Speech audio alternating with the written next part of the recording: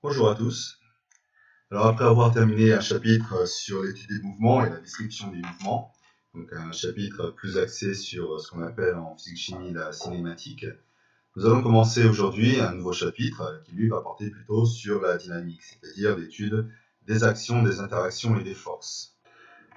Alors ce début de chapitre va vous être normalement très familier car en fait une grosse partie de ce début de chapitre se résume à des révisions de concepts que vous avez étudiés au collège. C'est pourquoi, normalement, j'irai assez vite sur ces premières parties. Alors, tout d'abord, nous allons rappeler l'action mécanique, le concept d'action mécanique. Nous pourrons dire qu'il y a une action mécanique qui a lieu lorsque un objet agit sur un autre objet. Disons, un objet A agit sur un objet B. Alors, qu'est-ce qu'on appelle vraiment une action? Une action va avoir une conséquence. La conséquence, on va voir, elle va être en général de trois types. Nous disons qu'elle peut avoir pour conséquence de mettre en mouvement un objet qui est initialement au repos, ou alors modifier le mouvement, que ce soit en termes de valeur de la vitesse, direction de la vitesse ou sens de la vitesse d'un objet qui est déjà en mouvement initialement, ou encore éventuellement de déformer un objet. Bien que cette dernière hypothèse, l'étude d'objets déformables pendant leur mouvement, n'est pas pour l'instant au programme. Donc c'est pour ça d'ailleurs que la plupart du temps, lorsqu'on étudie le mouvement d'un objet, on l'a vu dans le chapitre précédent, on le résume à un point, même si on perd une certaine information dans ce cas-là. Donc dans l'image ici, on illustre une action, l'action du club de golf sur la balle. Évidemment, cette action va avoir pour effet de modifier la vitesse de la balle qui passe donc du repos à un état de mouvement. Dans cette situation, le pied agit sur le ballon, modifiant la vitesse de la balle et sa trajectoire. Dans cette situation, l'action du doigt sur la touche du téléphone modifiera la forme, une légère déformation, même si elle est très légère, provoquera une déformation de la touche du téléphone. Ou encore ici, l'action du bâton va provoquer la déformation du sac. On dit alors que le bâton agit sur le sac. Dans ce cas-là, l'action des mains agit sur le ressort et provoque la modification de la forme du ressort. L'action de l'aimant modifie l'état de mouvement des billes qui étaient en repos et se retrouvent animées d'une certaine vitesse. Ou encore ici, l'action de la Terre sur la Lune, l'action gravitationnelle de la Terre sur la Lune, modifie la trajectoire de la Lune qui, si cette force gravitationnelle n'existait pas, ferait en sorte que la Lune se déplace en ligne droite, en trajectoire rectiligne, à vitesse constante dans l'espace. Mais ici, la trajectoire est modifiée en circulaire. On peut dire que la Lune est prisonnière de l'action gravitationnelle de la Terre. Dans l'image suivante ici, on peut dire que l'action gravitationnelle de la planète Terre modifie la vitesse de la pomme, accélère la vitesse de la pomme vers le bas. Ou encore ici, l'action de la main sur ce sac empêche le sac de tomber. Dans cette situation ici, l'action de la table empêche le livre de tomber vers le centre de la Terre. Ou encore, on peut dire aussi que le livre agit sur la table, créant une certaine pression sur celle-ci. Indirectement, au fur et à mesure que je décris ces situations, j'essaye d'induire ici quelques concepts, comme par exemple ici, sur cette image, un concept qu'on verra plus tard, le principe des actions réciproques, aussi appelé troisième loi de Newton, qui dit que lorsqu'un corps A agit sur un corps B automatiquement agit aussi sur le corps A. Donc on peut dire aussi bien ici que le livre agit sur la table, comme on peut dire aussi que la table agit sur le livre. Alors ça nous amène à une prochaine notion, qui est la notion d'acteur et de receveur. L'acteur et le receveur, c'est un petit peu une histoire de passif et actif, dans le sens où l'acteur est l'objet qui sera actif dans la réalisation de l'action, de la force, alors que le receveur, c'est celui qui va souffrir, qui va subir l'action. Donc, en définition, lorsqu'une action mécanique a lieu, l'objet qui fait la force, qui fait l'action, on l'appelle l'acteur, parfois aussi appelé le donneur. Tandis que l'objet qui va souffrir cette force, on dit que c'est le receveur. On dit alors que l'acteur agit sur le receveur et ça se note acteur, barre, receveur. La barre voulant dire sur, donc acteur sur receveur. Petite note ici, le receveur est normalement l'objet qu'on va étudier. Donc, on prend toujours l'objet d'étude, le corps étudié, comme étant le receveur, et on étudie ce receveur en termes de forces qui agissent sur lui. Donc, par exemple ici, si je considère que l'objet d'étude, le système que je veux étudier est la balle, alors je vais essayer de trouver toutes les actions possibles qui agissent sur cette balle. Donc réfléchissons un petit peu dans cette situation. Qui agit sur la balle et comment? Alors d'une part, on a tout d'abord à considérer que la balle est le receveur. Donc, si on est bien d'accord là-dessus, qui agit sur la balle? Alors, la liste des acteurs, on y va. Et bien tout d'abord, nous avons le club de golf, qui est peut-être l'acteur le plus évident sur cette situation. Le club, évidemment, va frapper la balle latéralement. Donc, bien sûr, ce club agit sur la balle. Nous verrons plus tard, même si ici je spoil un petit peu le suspense, que les actions vont être représentées par des vecteurs qu'on va appeler des vecteurs force. Donc, on associe une action à une force. Ici, le club frappe la balle latéralement, horizontalement, de la gauche vers la droite. Je peux donc représenter cette action par un vecteur horizontal vers la droite. Le T, qui est l'objet que vous voyez ici en rouge, pour ceux qui ne sont pas très connaisseurs de golf, je ne le suis pas moi-même, le T supporte la balle. Donc là aussi, des fois, il est difficile d'imaginer que des objets qui sont statiques et inertes, comme ce simple T, réalisent vraiment une action. Mais attention, il ne faut pas penser que seuls les objets qui sont en mouvement, qui ont une certaine dynamique, réalisent des actions. Non, des fois, un simple objet peut réaliser une action, même en étant statique, immobile. Et ce T fait une action sur la balle dans le sens où ce T est en train de soutenir, de supporter la balle, quand la balle est posée sur lui. Donc le T fait une action de support, on en parlera aussi dans ce chapitre, en soutenant la balle vers le haut, en l'empêchant de tomber. Donc on dit que le T fait une force vers le haut.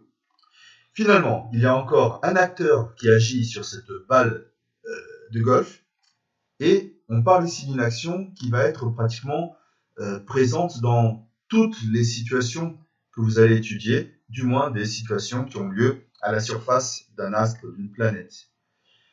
Le troisième et dernier acteur ici, qui va être un acteur très récurrent dans la situation, va être la planète Terre elle-même. En fait, la Terre agit sur tous les objets qui se trouvent à sa surface ou proches de sa surface par une action gravitationnelle. Donc la Terre agit aussi sur cette balle de golf en la tirant vers le bas par une force verticale qui pointe vers le centre de la planète, une force gravitationnelle que vous avez aussi appelée en classe de troisième la force poids. Prenons une autre situation. Donc imaginons que l'objet d'étude ici qui nous intéresse est la balle, le ballon de football. Donc le receveur des actions que je vais étudier va être la balle qui agit sur cette balle en ce moment. Qui sont les acteurs qui exercent une action sur cette balle? Eh bien, nous avons tout d'abord le pied qui tape sur la balle, évidemment, mais nous avons encore toujours présent aussi la Terre qui attire aussi ce ballon vers son centre par un phénomène gravitationnel, et nous pouvons représenter cette action par un vecteur vertical vers le bas que nous appelons le vecteur force-poids. Allez, encore un exemple. Dans ce cas, qui va être notre objet d'étude? Eh bien, ça va être le chariot. Donc, je vais me demander, ce chariot, il reçoit quelle force? Le chariot étant le receveur, quels sont les acteurs qui agissent sur ce receveur? Eh bien, qui agit sur ce chariot? On va commencer par l'homme. Évidemment, l'homme qui pousse le chariot. Cette action, je peux la schématiser par un vecteur force qui pointera plus ou moins dans cette direction et dans ce sens.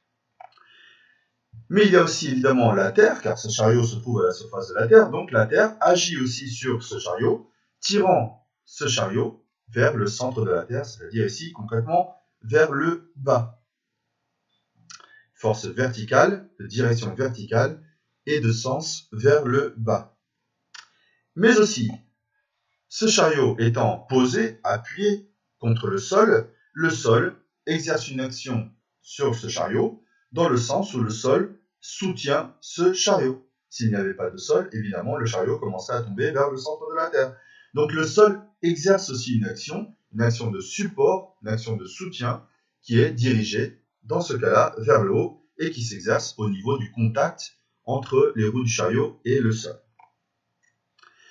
Le sol aussi exerce des forces de frottement si le chariot est en mouvement. Étant donné que le sol est la plupart du temps rugueux, eh bien, on peut représenter ces forces de frottement avec un sens qui est contraire au sens du mouvement et représenté ici par les vecteurs en violet. Allez, encore un prochain cas. Ici, l'objet d'étude sera le sac. Donc, le receveur des actions est le sac. Qui sont les acteurs qui agissent sur ce sac? Eh bien sûr, le cas de l'acteur qui saute aux yeux le plus rapidement, évidemment, c'est le bâton lui-même. Le bâton agit sur le sac. Attention à ne pas dire que c'est l'enfant lui-même qui agit sur le sac, car en réalité, l'enfant n'agit pas directement sur le sac. L'acteur qui agit directement sur le sac, c'est le bâton. Alors oui, on pourrait dire que l'enfant agit sur le sac par l'intermédiaire du bâton, mais on essaye d'aller au plus direct. C'est le bâton qui agit sur le sac. Voilà. On peut représenter cette action par un vecteur. Mais encore, bien sûr, la Terre, ce sac se situant dans un champ gravitationnel proche de la Terre attire ce sac vers le bas par une force verticale et de sens vers le bas. Et finalement aussi le sol, car ce sac est posé sur le sol, donc le sol supporte ce sac en le poussant vers le haut. Attention ici, je représente des vecteurs sans souci de taille particulière. Prochain cas, dans le cas de la pomme qui tombait vers le sol. Donc bien sûr ici, je vais prendre la pomme comme objet d'étude, donc la pomme va être le receveur des actions. Alors, qui sont les acteurs qui agissent sur cette pomme? Qui exerce de la force sur cette pomme? Alors, réfléchissons, cette pomme elle est en train de tomber. Eh bien, évidemment, la Terre. La Terre est en train de tirer cette pomme vers le bas par une attraction gravitationnelle, et je peux représenter cette attraction par ce vecteur. Mais aussi, même si ici elle n'est pas très importante, nous avons aussi une action de l'air, de l'atmosphère. Car la pomme, au fur et à mesure qu'elle se déplace au milieu de l'air crée certaines forces de frottement, de friction contre la pomme, et ces forces de frottement s'opposent toujours au sens du mouvement. Donc, si la pomme est en train de se déplacer vers le bas, les frottements de l'air essayent de difficulter le mouvement de cette pomme, ils sont contre le mouvement de cette pomme, et donc ils vont vers le haut. Prochaine situation. Alors dans ce cas-là, nous allons étudier le sac. Le receveur de la force est donc le sac, de la force, donc des forces éventuellement. Combien d'acteurs agissent sur ce sac en ce moment? Eh bien, les acteurs sont, on va commencer par la Terre, bien sûr, qui gravitationnellement attire le sac avec une action qui pointe vers le bas, mais aussi la main de cette personne qui soutient le sac en exerçant une force vers le haut. Ici, on pourra imaginer que ces deux forces s'annulent l'une à l'autre. Ce sont deux forces qui ont la même direction, mais des sens contraires, et qui ont une même valeur. Alors, on peut dire que ces deux forces s'annulent l'une à l'autre, faisant en sorte, dans ce cas-là, que le sac, éventuellement, soit immobile.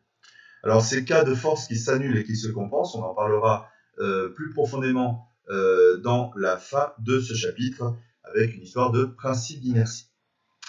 Finalement, on va terminer sur ce cas, le cas du livre qui lui aussi est immobile sur cette table. Prenons le livre alors comme objet d'étude, ça va être le receveur des forces. Qui agit sur ce livre? Quels sont les acteurs qui agissent sur ce livre? Eh bien, nous avons dans un premier temps la Terre qui attire par gravité ce livre avec une force qui pointe dans la direction verticale et de sens vers le bas. Mais d'un autre côté, nous avons aussi la table qui agit sur le livre en soutenant, en faisant une force sur ce livre vers le haut, une force qui a la même direction que la précédente, mais un sens contraire et même valeur.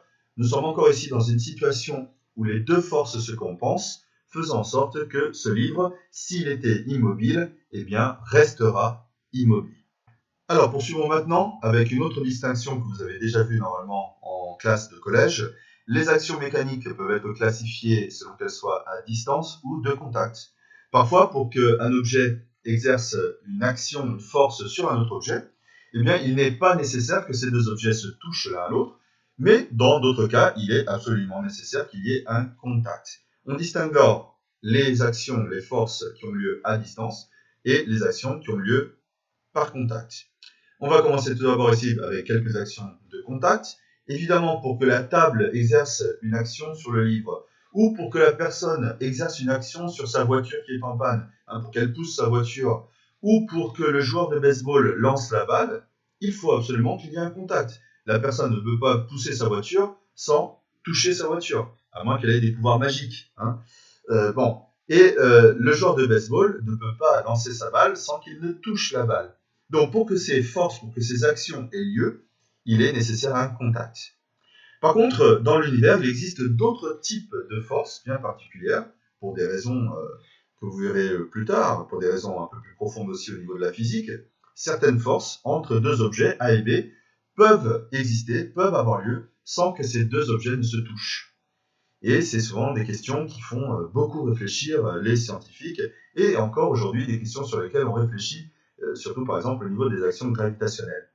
Donc les actions gravitationnelles sont des actions dites à distance, car pour que deux objets, comme par exemple ici la Terre et la Lune, s'attirent, agissent l'un sur l'autre, il n'est pas nécessaire que la Terre et la Lune se touchent. Elles sont bien sûr séparées d'une grande distance, à environ 300 000 km, et pourtant la Terre agit sur la Lune et la Lune agit sur la Terre. Autre cas d'action à distance, les actions électriques ou électrostatiques, qui peuvent être soit attractives ou répulsives, selon la nature des charges électriques, qu'elles soient positives ou négatives. Vous devez savoir que les opposés s'attirent et que les charges de même signe se repoussent. Eh bien, ces attractions ou ces répulsions, elles aussi, ont lieu à distance. Il n'est pas nécessaire que les objets qui possèdent des charges se touchent pour s'attirer ou se repousser. Mais encore, les actions magnétiques, là aussi un autre cas d'action à distance, qui peuvent être répulsives ou attractives. Tout le monde a déjà joué avec des aimants, et les aimants peuvent s'attirer ou se repousser. On sent des forces entre les deux aimants, sans aucune nécessité de contact entre ces deux aimants. Ici, bien sûr, le nord attire le sud attire le nord repousse le nord, et le sud repousse le sud. Autre distinction, lorsqu'on parle d'action, on parle aussi d'action localisée versus action répartie. Alors quand est-ce qu'on dit qu'une action est localisée? Eh bien si l'action du corps A sur le corps B se fait sur une portion de dimension relativement petite de cet objet. Donc si l'action a lieu en un point bien particulier, ou à la limite sur une surface très petite. Donc par exemple ici, la queue de billard va taper la balle sur une zone très réduite, sur une zone bien précise, bien localisée. On dit que l'action est localisée, de la même façon ici que le marteau va taper le clou en un point bien précis, sur une surface à la limite très petite. Par contre, une action est dite répartie lorsque l'action, la force, ne se fait pas en un point bien précis, mais sur toute une surface ou éventuellement sur tout un volume. Par exemple ici, l'action du vent sur la voile ne se fait pas en juste un point de la voile, mais oui sur toute la surface de la voile. Il y a l'action du vent partout sur la voile. Il faudrait que je fasse ici une infinité de vecteurs qui représentent toute cette force. Bien sûr, je ne peux pas faire une infinité de vecteurs, donc on va juste représenter cette action par un seul vecteur. Et pour simplifier, ce qui est choisi, c'est de représenter un unique vecteur qui en général est représenté au centre de la surface de contact où se fait l'action. Voilà, donc pas la peine de compliquer, on représente quand même les actions réparties par une seule force, un seul vecteur. Même si cette force n'est pas faite uniquement à cet endroit de la voile, mais oui sur toute la voile. Même chose pour les actions qui ont lieu sur tout un volume. Par exemple ici, la Terre exerce de la force et tire la personne vers le bas, non pas juste sur un point de cette personne, mais elle tire toute cette personne, tous les atomes, toutes les molécules, tous les ions qui constituent cette personne. Donc là aussi, si je voudrais représenter l'action de la Terre, l'action gravitationnelle de la Terre sur cette personne, il faudrait que je fasse une infinité de vecteurs, parce que la Terre, elle tire la main, elle tire le poignet, la tête, le pied, le genou, tout. Donc là aussi, pour simplifier, je ne peux pas représenter une infinité de vecteurs, donc je vais en représenter qu'un seul. Et le seul vecteur alors que je vais choisir va être en général un vecteur qui a pour point d'application le centre de gravité de la personne. On essaie de le situer ici plus ou moins. Donc voilà, il s'agit d'une simplification. Donc que les forces soient localisées ou réparties, exercées sur un point bien précis ou sur une surface, on les représente normalement par un seul vecteur. Alors, autre concept que vous avez étudié aussi au collège, c'est les diagrammes objet-interaction, abrégé DOI. Là aussi, on va aller vite, parce que c'est des choses que vous avez ici étudiées, donc je vais passer très très vite. Un diagramme objet-interaction donc, représente, sous un schéma simple, l'ensemble des acteurs qui agissent sur un receveur. Comment est-ce qu'on construit ce diagramme, ce schéma? Au centre du diagramme, on place une bulle avec le nom du receveur, c'est-à-dire l'objet qui souffre les forces. Et autour de cette bulle, on va placer d'autres bulles qui vont représenter les acteurs qui agissent sur cet objet, sur ce receveur. Et ensuite, on relie les acteurs au receveur par une double flèche qui va représenter l'interaction. Et cette double flèche, elle est soit en trait plein si l'action est de contact, soit en pointillé si l'action est à distance. Alors le mieux, c'est de faire un exemple. Prenons ici comme objet d'étude le palais. Le palais ou le galet, cette pierre ici qu'on utilise dans un sport qu'on appelle le curling. Ça va être mon receveur. Donc du coup, si c'est mon receveur, je m'interroge alors sur quels sont tous les acteurs qui agissent sur ce palais. Analyser la photo, penser à ce qu'on a déjà fait, qui agit sur ce palais. Bon, en tout cas, il y a bien sûr la Terre. La Terre qui attire tous les objets vers son centre, vers le bas, et qui est une action à distance. Mais il y a aussi le sol. Le sol, la piste de glace qui supporte le palais. Et ça, c'est une action de contact. Il y a aussi la main de la femme qui pousse le palais, parce qu'ici, nous sommes dans la phase de lancer du palais. Et ça aussi, c'est une action de contact. Il y a aussi les frottements contre la glace, mais ici, comme on parle de glace, et on va considérer qu'elle est bien lisse, eh bien, on va dire que les frottements sont éventuellement négligeables. Mais on pourrait éventuellement les prendre en compte. Les frottements aussi contre l'air, parce que ce palais se déplace dans une atmosphère, au milieu de l'air, et on pourrait dire d'une certaine façon que l'air frotte contre le palais pendant son déplacement. Mais là aussi, ces frottements sont négligeables du moment que la vitesse n'est pas très élevée. Donc on va aussi les négliger. Donc, représentation du diagramme, je place au centre de mon diagramme l'objet que je suis en train d'étudier, qui est dans ce cas-là le palais, et autour, je vais placer tous les objets qui agissent sur ce palais, la main, le sol et la terre. La main exerce une action de contact, elle interagit avec le palais par contact, je fais donc une double flèche en trait plein. Le sol lui aussi interagit avec le palais avec une action de contact, je représente une double flèche en trait plein. Par contre, la Terre interagit avec le palais par une force gravitationnelle, et les forces gravitationnelles sont des actions de distance, donc du coup je représente la double flèche en pointillé.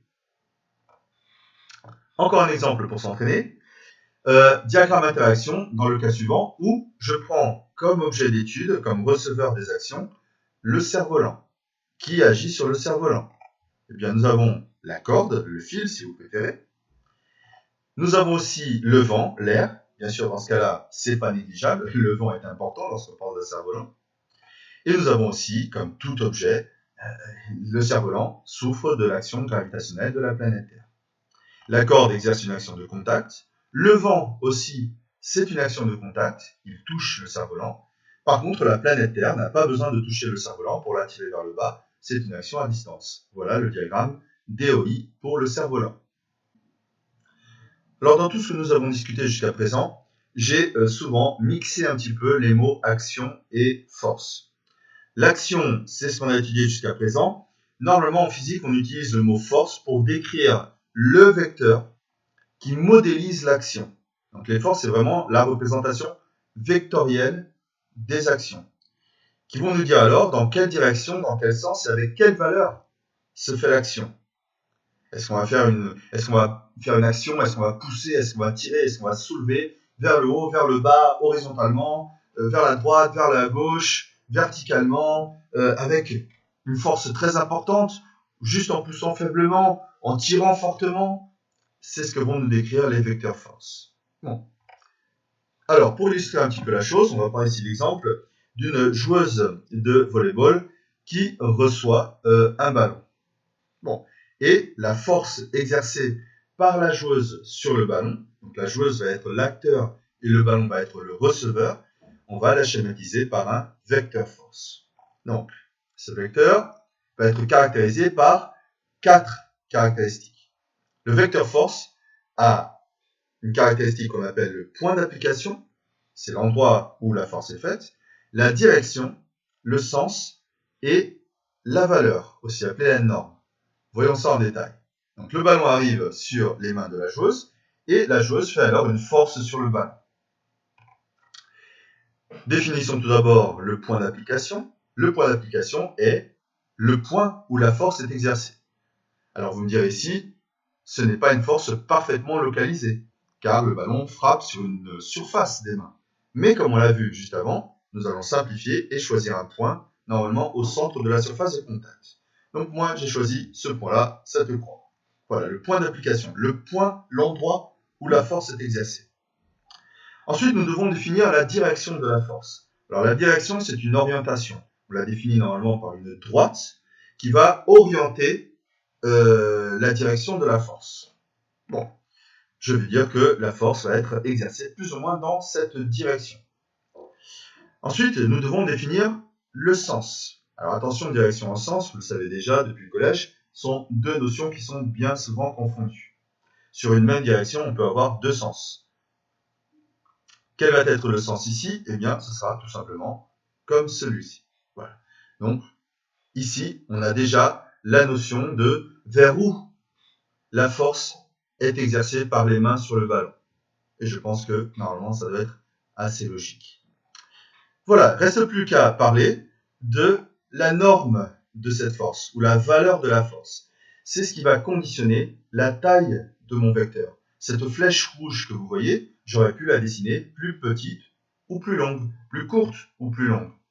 Si je représente un vecteur petit, bien sûr, ça induit que la force exercée est faible. Par contre, si la joueuse a frappé avec une force très grande, eh bien, tout simplement, on représente cette flèche de façon plus longue, un vecteur plus grand, une flèche plus grande. Nous parlons donc de norme du vecteur. Donc la taille du vecteur va me donner la valeur de la force, et vous devez déjà le savoir, les forces sont mesurées ici en, que veut dire le grand N? Eh bien, il veut dire Newton, en hommage à Monsieur Isaac Newton. Donc on peut dire ici que la force exercée par les mains sur le ballon ont une valeur de 34 newtons, une valeur ici prise bien sûr au hasard. Alors, plus en détail donc, les forces, c'est ce qui modélise une action. On les représente par une flèche, mais vous connaissez maintenant le mot vecteur. Normalement, à ce stade du programme de mathématiques, vous connaissez ce mot-là. Le vecteur est défini par 4 caractéristiques. Le point d'application, la direction, qu'on qualifie souvent de verticale, diagonale, horizontale, etc. Ici, dans le cas précédent, on pourrait dire qu'elle est en diagonale, par exemple. Le sens, donc vers où pointe la force, vers le haut, vers le bas, vers la droite, vers la gauche, vers le nord, vers le sud, etc. Et finalement, la force est aussi caractérisée par sa valeur, qui conditionne donc la taille de la flèche. On recourt souvent à une échelle de représentation, et la valeur de la force est mesurée en newtons. Elle peut être aussi mesurée par un appareil qu'on appelle un dynamomètre, que vous devez connaître certainement. Voilà, par exemple, à quoi ressemble un dynamomètre. Ça peut être un dynamomètre circulaire, un dynamomètre linéaire, ou encore un dynamomètre un peu plus moderne aujourd'hui. En tout cas, il fonctionne sur la base, le plus souvent, d'un ressort qui est tiré et qui mesure la force donc exercée sur l'appareil. Voilà, alors un petit exercice, juste pour voir si vous avez donc compris au moins les notions de direction, sens et valeur de la force. Donc ici, nous avons 4 forces qui sont représentées. La force F1, donc, qui tire sur cette balle, à quelle direction? Eh bien, elle sera horizontale. Quel sens? Vers la droite. Quelle valeur? Eh bien, si on regarde ici l'échelle, chaque segment représente 10 newtons. Ici, nous avons 3 segments. Ce n'est pas exact, hein, vous m'excuserez, mais 3 segments représentent ici donc une valeur de 30 newtons. La force F2 a pour direction verticale, pour sens vers le haut, et pour valeur, un seul segment, donc 10 newtons. La force F3 a une direction diagonale, un sens qu'on pourrait dire vers le bas et vers la gauche, éventuellement, et 2 segments, qui veut dire donc que la force F3 a une valeur de 20 newtons. Finalement, la force F4, direction horizontale, sens vers la droite, et valeur 10 newtons. Alors pour s'entraîner sur tous les concepts que nous avons vus jusqu'à présent, nous allons faire ici, j'espère aussi de façon éclair, quelques exercices pour consolider toutes ces notions avant qu'on puisse avancer vers d'autres notions un peu plus nouvelles. Alors dans ce premier exercice, 2 vecteurs force sont représentés ici dans une situation où nous avons une balle de tennis qui rencontre une raquette. On donne ici une échelle de 1 cm correspond à 2 newtons, donc ça veut dire qu'on aurait besoin ici d'une règle pour faire ce travail. Mais pour l'instant, vu les circonstances et l'enseignement à distance, on va devoir dispenser cette partie-là du travail. Donc, la force exercée par la Terre sur la balle, déjà, ça va être quel vecteur? Celui-ci ou celui-là? Force exercée par la planète Terre sur la balle. Et comment est-ce qu'on le notera? Alors ça, c'est quelque chose aussi à laquelle il va falloir s'habituer. Évidemment, donc c'est le vecteur ici du bas. Et on note alors force gravitationnelle de la Terre sur la balle. On mentionne toujours l'acteur en premier, barre, le receveur à la fin. Ça se lit Terre sur balle, et c'est bien sûr donc la force gravitationnelle que la Terre exerce sur la balle. Quelle est la direction de cette force? Eh bien, cette force est évidemment verticale. Quel est son sens? Vers le bas. Et la valeur, eh bien, il faudrait mesurer donc à la règle la taille de ce vecteur sur la feuille de papier qu'éventuellement je vous aurais donnée. Et ensuite, faire une simple proportionnalité. Donc ici, j'ai mesuré ce vecteur, supposons qu'il mesurait 3 cm. Il est dit ici qu'un centimètre correspond à 2 newtons. Donc par une simple proportionnalité, si la taille de la flèche est de 3 cm et que 1 cm équivaut à 2 newtons, eh bien sûr, par simple proportionnalité, 3 cm équivalent à 6 newtons. On peut dire donc que la valeur de la force gravitationnelle que la Terre exerce sur la balle est de 6 newtons. L'autre vecteur force qui est représenté ici représente la force exercée par la raquette sur la balle. On va noter alors cette force, force de raquette sur balle, force de la raquette sur la balle. La direction est bien sûr horizontale cette fois, tandis que le sens, on peut dire qu'il est vers la droite. En termes de valeur de la force, une fois de plus, il faudra mesurer la longueur du vecteur. Ici, on considérera que la longueur du vecteur est de 3,7 cm.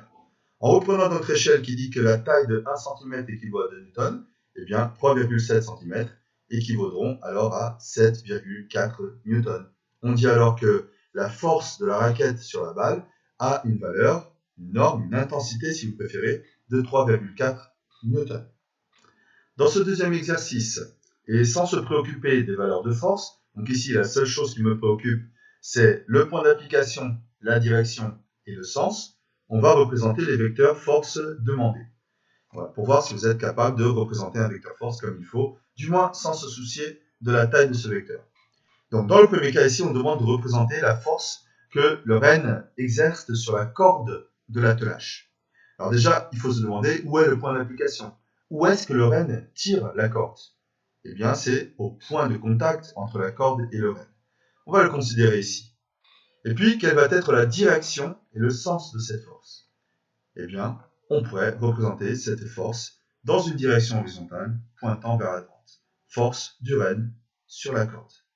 Prochain exemple, représenter la force de la main du gardien de but sur le ballon. La force que la main exerce sur le ballon. Donc là aussi, réfléchissez 2 secondes. Où a lieu cette force? Dans quelle direction et dans quel sens pointera cette force? Bien, voici la solution. Force de la main sur le ballon. Prochain cas, représenter la force que la main du peintre exerce sur le pot de peinture. Donc la main, qu'est-ce qu'elle fait au pot? La main, elle est en train de tenir le pot. Je vais représenter alors la force que la main fait sur le pot. Où ça? Dans quelle direction et dans quel sens? La réponse est bien sûr celle-ci. Elle s'exerce au point de contact entre la main et l'anneau du seau, le cerceau du seau. La direction est bien sûr verticale, si l'image laisse présupposer que c'est vertical, et dans un sens qui pointe vers le haut. Voilà, force de la main sur le plomb. Prochain cas, représenter la force avec laquelle la Lune attire la Terre. Alors voilà un cas qui est parfois problématique. La force avec laquelle la Lune attire la Terre. Donc cette force, elle est exercée sur la Lune ou sur la Terre. Qui souffre cette force? Si c'est la Lune qui attire la Terre, c'est la Terre qui est en train de souffrir cette force. Donc le point d'application est sur la Terre. C'est une action à distance. On va choisir alors le point d'application comme étant le centre de gravité de la Terre. Et la Terre est alors tirée vers la Lune par une force gravitationnelle. C'est la force de la Lune sur la Terre. Voilà. Prochain cas, représenter la force exercée par le marteau sur le clou. Voilà ce que ça n'a pas donné. On va accélérer un petit peu. Représenter la force exercée par la corde du ballon sur la main de l'enfant. Donc la force, elle a lieu sur la main de l'enfant. La force exercée par la corde sur la main. Les deux derniers cas ici, représenter la force exercée par l'âne sur l'éléphant, tandis qu'ici, la force exercée par l'éléphant sur l'âne. Donc attention à ne pas se tromper dans le sens. Attention à ne pas se tromper qui est l'acteur, qui est le receveur. Dans le cas où on vous demande la force exercée par l'âne par l'âne sur l'éléphant, c'est l'âne l'acteur et c'est l'éléphant le receveur. Alors, voilà ce que ça va donner. Bon, je les avais pas dans l'ordre correct, mais tant pis. Donc voilà, force exercée par l'âne sur l'éléphant, c'est une flèche qui a pour sens vers la droite. Alors qu'ici, force exercée par l'éléphant sur l'âne, le sens est vers la gauche. On verra tout à l'heure que ces deux situations ici du bas illustrent le principe des actions réciproques.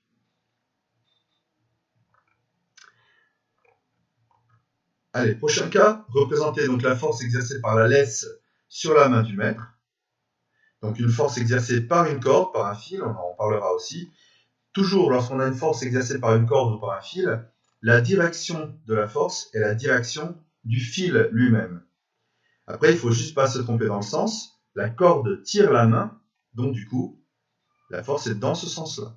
Force exercée par la corde, par la laisse, si vous préférez, sur la main. Finalement, un dernier cas, représenter la force exercée par les gaz sur la fusée. Les gaz vont propulser la fusée vers l'avant, donc les gaz poussent la fusée vers l'avant. Donc attention, c'est une force dans ce sens-là. Souvent, c'est une situation aussi où le sens est souvent inversé par les élèves. Force exercée par les gaz sur la fusée. Allez, on poursuit. Représenter la force exercée par le pied droit qui enfonce la pédale. Voilà ce que ça peut donner. La force exercée par la balise sur la main du voyageur. Donc attention, cette fois, c'est une flèche vers le bas, par la balise sur le voyageur. Ne pas confondre, tout à l'heure, on avait un exemple où c'était la force exercée par la main sur le pot de peinture. Si là, je demandais quelle était la force exercée par la main sur la balise, là, ce serait une force sur le haut. Mais là, je demande quelle est la force exercée par la balise sur la main. Et la balise, elle tire la main vers le bas. Représenter la force de frottement que le sol exerce sur le pneu avant de la moto. Donc les forces de frottement s'opposent toujours au sens du mouvement. Donc si la moto se déplace vers la droite, les forces de frottement qui sont au contraire du mouvement, eh bien, elle pointera forcément cette force vers la gauche, faisant bien sûr ralentir la moto. Lorsqu'une force agit dans le sens contraire du mouvement d'un objet, elle provoque un ralentissement de cet objet. Dernier cas, représenter la force de frottement de l'air exercée sur l'avant de la voiture. Donc l'air frotte sur la voiture en faisant une force de frottement qui s'oppose au sens du mouvement de la voiture. Donc la force de frottement de l'air sur la voiture est dans ce cas-là aussi vers la gauche. Force de l'air sur la voiture. Voilà, j'espère que vous aurez compris donc la représentation de vecteurs. Dans le fichier que je vous laisserai sur Pronote, je vous laisserai quelques exercices supplémentaires auxquels vous aurez accès à la correction, aussi en version ici PowerPoint. N'hésitez pas, si vous voulez, à les faire. En attendant, nous allons passer au prochain point. Donc, je viens d'en parler il y a quelques instants. Nous allons parler maintenant du principe des actions réciproques, aussi appelé la troisième loi de Newton. Vous verrez trois lois très importantes dans l'étude de la dynamique en physique. Trois lois de Newton, la première, la deuxième et la troisième. Nous allons commencer ici par parler de la troisième loi de Newton, qui n'a pas forcément directement à voir avec les deux autres. Donc, le principe des actions réciproques. Ok, qu'est-ce que c'est? Eh bien, elle part du principe que les actions existent toujours par paire. Les forces existent toujours par paire, par deux. Car lorsqu'on parle d'action, on devrait en vérité parler toujours de interaction. Qu'est-ce que ça veut dire concrètement? Ça veut dire que si vous pensez à deux objets, un objet A et un objet B, eh bien, il est impossible que l'objet A ne fasse une action sur l'objet B sans que l'objet B ne fasse aussi une action sur l'objet A. Ici, le pied frappe le ballon, mais en vérité, le ballon frappe aussi le pied. C'est pas juste l'objet qui est vivant, qui est celui qui fait l'action. Les objets inanimés, inertes, exercent aussi des actions.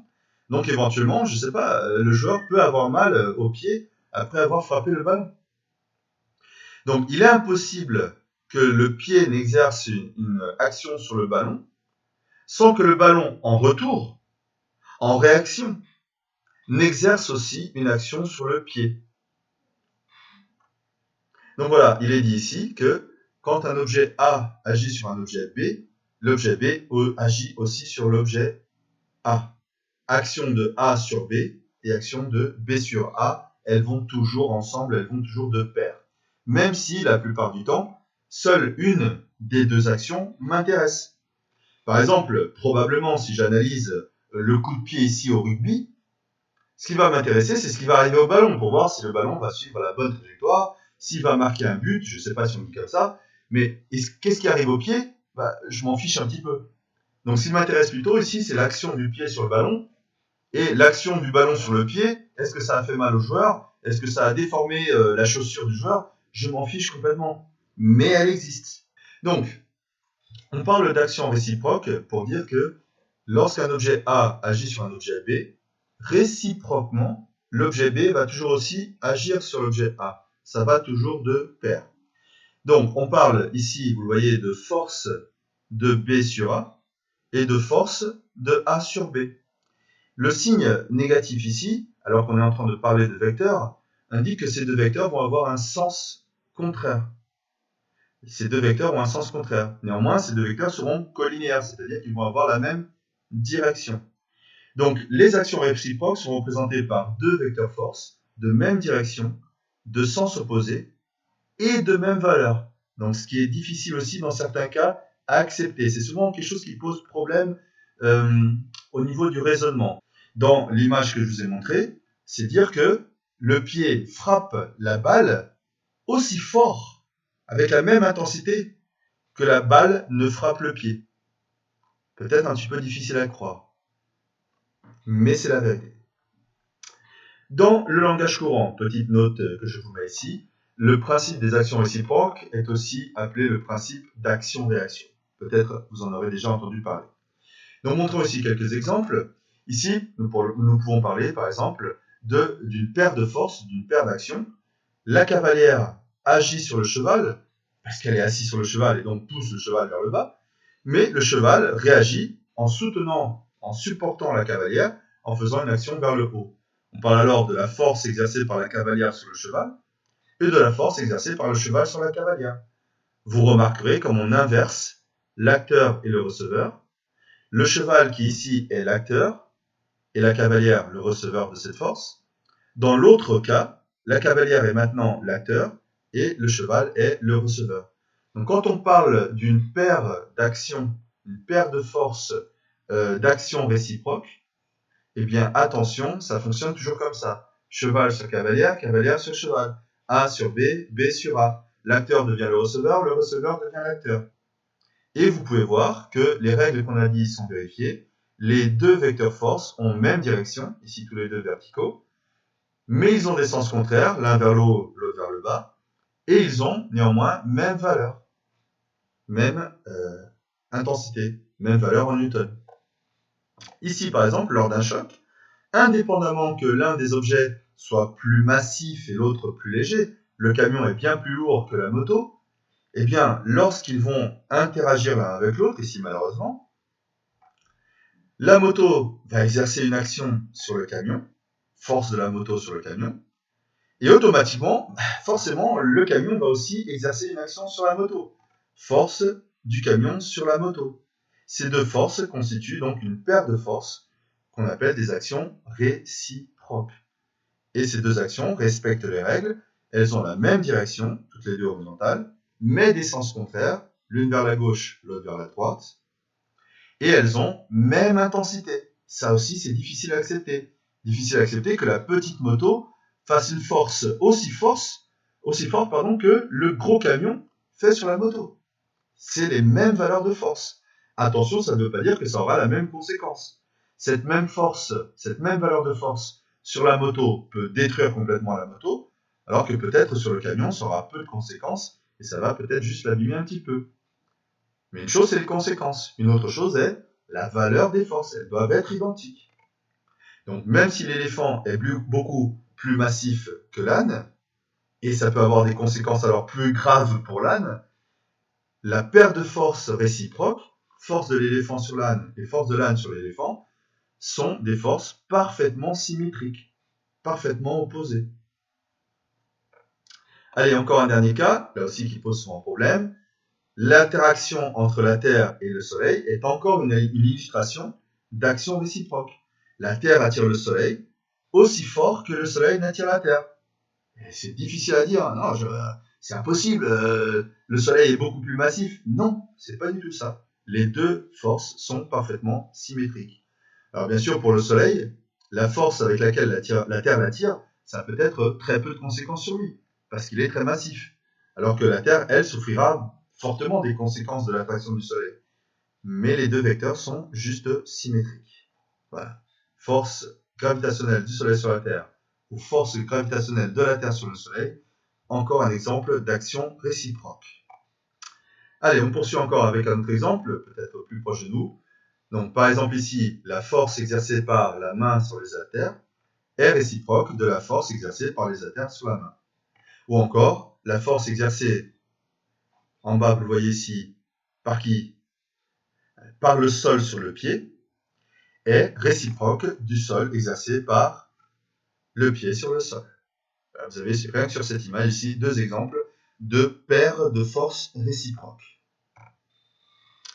Encore un exemple pour solidifier un petit peu les concepts ici. Donc ici, je vais parler de la remorque et de la voiture, indépendamment de la masse de chacun des deux, indépendamment de leur taille, indépendamment du fait que ces objets soient immobiles ou soient en mouvement. La troisième loi de Newton est toujours valable. La force exercée par la remorque sur la voiture ou la force exercée par la voiture sur la remorque constituent une paire d'actions réciproques. Elles sont donc représentées par des vecteurs parfaitement symétriques.